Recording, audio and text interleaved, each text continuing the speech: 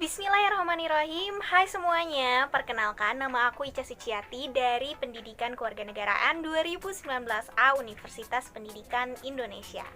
Oh iya, NIM aku 1902242.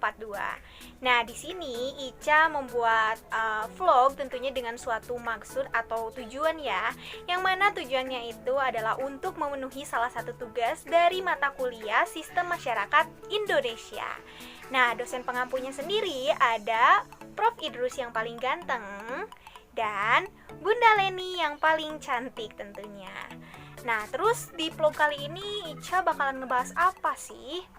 Jadi, di vlog kali ini Ica bakalan ngebahas tentang integrasi nasional serta konflik di dalam masyarakat Indonesia.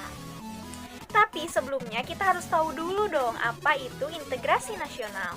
Nah, integrasi nasional adalah suatu proses penyatuan atau pembauran berbagai aspek sosial budaya, etnisitas, latar belakang ekonomi ke dalam kesatuan wilayah dan pembentukan bangsa yang harus dapat menjamin terwujudnya keselarasan, keserasian, dan keseimbangan dalam mencapai tujuan bersama sebagai suatu bangsa.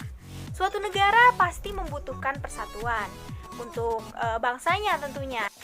Inilah integrasi nasional, bahwa sebuah negara yang mampu membangun integrasi nasionalnya dalam memperkokoh rasa persatuan dan kesatuan bangsa-bangsa yang ada di dalamnya. Namun, bukan hal yang mudah tentunya untuk mencapai integrasi nasional ini.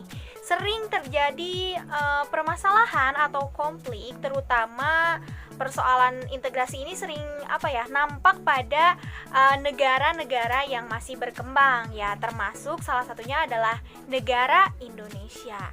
Ditambah lagi nih, Indonesia juga merupakan negara yang majemuk. Nah, lalu apa aja sih masalah atau konflik yang sering terjadi ini? Menurut Nasi Kuntara, ada 5 indikator konflik.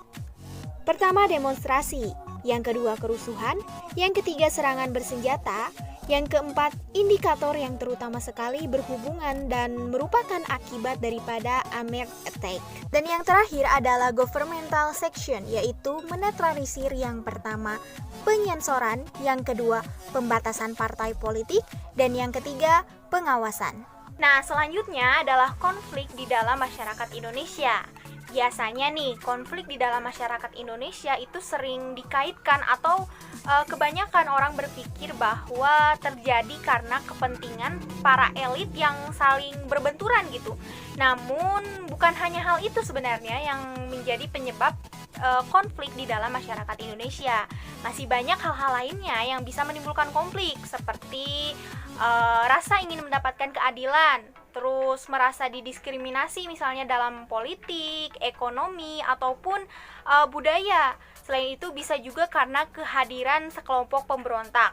Dan sebenarnya masih banyak lagi hal lainnya yang dapat menimbulkan konflik ini. Adapun kondisi Indonesia yang majemuk ini dapat menambah kemungkinan munculnya konflik-konflik tersebut. Tetapi sebenarnya kemajemukan di Indonesia ini seharusnya tidak menjadi bumerang ya, yang dapat menimbulkan konflik atau bahkan disintegrasi bangsa. Karena seperti yang kita tahu gitu, para pendiri bangsa yang mengetahui akan keberagaman yang ada di Indonesia ini telah membuat sebuah moto gitu, yaitu Bhinneka Tunggal Ika, yang mana melalui paham inilah bangsa yang kokoh dan kuat telah lahir, yang menanamkan pemikiran bahwa perbedaan itu jangan sampai menjadi suatu kelemahan, tetapi perbedaan itulah yang akan membuat kita semua bersatu. Maka dari itu, saya menarik kesimpulan bahwa kondisi negara Indonesia yang majemuk ini tentu rentan akan terjadinya konflik. Namun, hendaklah kemajemukan ini dijadikan sebagai suatu kelebihan atau ditarik kemanfaatannya, dan jangan sampai malah menimbulkan suatu bumerang gitu untuk bangsa Indonesia yang bisa menyebabkan konflik atau disintegrasi bangsa.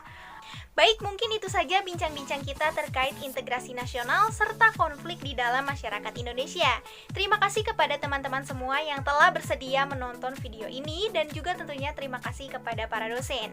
Mohon maaf apabila ada kesalahan, dan sampai jumpa di video selanjutnya. Bye!